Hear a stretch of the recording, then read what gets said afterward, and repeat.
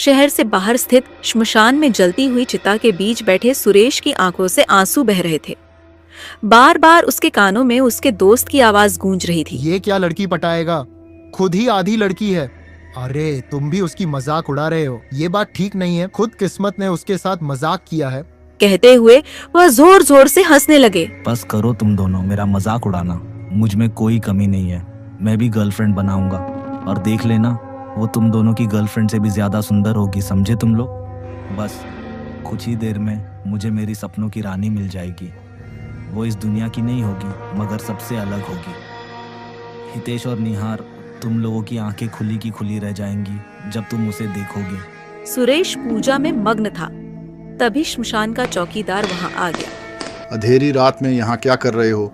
शराब पीकर ऊल जुलूल हरकतें करने के लिए लोगों को श्मशान ही नजर आता है क्या? चलो निकलो यहाँ से, चल निकल यहाँ से। कहते हुए उसने अपनी पानी की बोतल से जलती आग पर पानी डाल दिया। ये क्या किया तुमने? तुम्हें ऐसा नहीं करना चाहिए था। बस कुछ ही देर की बात थी, मेरी पिछले 7 दिनों की पूजा तुमने बर्बाद कर दी। निकल यहाँ से। कहते हुए राजेश को बाहर धक्का दे दिया। राजेश के बाहर निकलते ही माहौल अचानक बदल गया। ठंडी हवा चलने लगी और चारों ओर गहरी धुंध छा गई। हवा में एक अजीब सी खुशबू फैल गई थी। ये क्या हो गया? कुछ भी नजर नहीं आ रहा। कुछ देर बाद धुंध हल्की होने लगी। चौकीदार ने देखा कि सामने एक खूबसूरत लड़की खड़ी थी। वह इतनी सुंदर थी कि कुछ समय पहले जो कुछ भी हुआ था चौकीदार सब भूल गया। इतनी हैरानी से क्या देख रहे हो? कभी कोई खूबसूरत लड़की नहीं देखी क्या? हूँ। कौन हो तुम? इतनी रात गए यहाँ क्या कर रही हो? मैं कौन हूँ, कहाँ से आया हूँ, सब छोड़ो। बस इस सुंदर सी रात को रंगीन बना दो। आओ मेरी बहू में, आओ मेरे पास। उसकी आंखों में अब भी उस महिला की खूबसूरती बस गई थी। मैंने आज तक इतनी खूबसूरत लड़की नहीं देखी। ये कैसी खुशबू है? मगर उसे यह पता ही नहीं चला कि वह खूबसूरत महिला कब एक चुड़ैल में बदल गई। अचानक उसने अपने नुकीले दांत चौकीदार की गर्दन में गड़ा दिए। चौकीदार की चीख पूरे श्मशान में गूंज उठी। आओ मेरी बहू में, आओ मेरे पास। कहते हुए वह जोर जोर से हंसने लगी। अगले दिन श्मशान में बड़ी मिट्टी और भोजन सामग्री देखकर गांव वालों को शक हुआ। उनका शक श्मशान में रहने वाली तांत्रिक पर गया। दूसरी ओर वही यक्षिणी खूबसूरत लड़की का रूप धारण करके सुरेश के कमरे के दरवाजे पर दस्तक दे रही थी। कौन हो तुम? मैं हूँ, तुमने तो मुझे बुलाया ही है। अंदर नहीं बुलाओगे? हाँ, माफ करना, मैं तुम्हें देखकर भूल ही गया था। अंदर आओ। वह लड़की कमरे में दाखिल हुई और चारों ओर नजर घुमाने के बाद रहस्यमयी मुस्कान के साथ बोली, तुम अकेले ही यहाँ रहते हो या कोई और भी यहाँ रहता है? यही रहते हो ना मेरे दोस्त, मुझे तुम्हें उनसे मिलवाना है। रुको, वो लोग आते ही होंगे। कल तक जो मेरा मजाक उड़ा रहे थे, अब देखो मेरे पास कितनी खूबसूरत गर्लफ्रेंड है। अब मैं तुम्हें कहीं जाने नहीं दूंगा। तो तुमने मुझे दोस्त के लिए बुलाया है? अब मैं तुम्हें कहीं जाने नहीं दूंगा।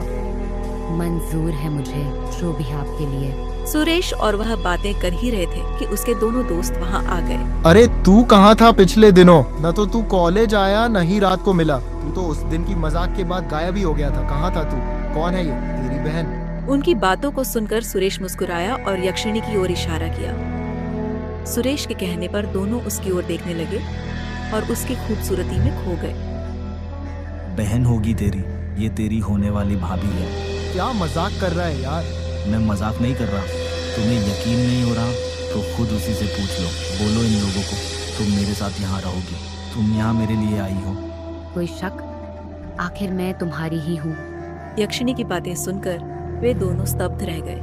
उन्हें यकीन ही नहीं हो रहा था कि राजेश जैसा साधारण सा दिखने वाला लड़का इतनी खूबसूरत लड़की को अपने वश में कैसे कर सकता है। रात के खाने के बाद सुरेश यक्षिणी को लेकर अपने कमरे में चला गया। क्या मजाक कर रहा है यार? तुझे क्या लगता है? मुझे भी उसकी बातों पर यकीन नहीं हो रहा। मुझे लगता है वो हमसे झूठ बोल रहा है। आजकल इस शहर में किराए पर भी गर्लफ्रेंड मिल जाती है। हो ना हो ये किसी लड़की को पकड़ कर ले आया है। तुझे क्या लगता है सुरेश सच बोल रहा है? अगर ऐसा ही है तो हमारे पास भी पैसों की कोई कमी नहीं है, हम भी इसे हासिल कर लेंगे।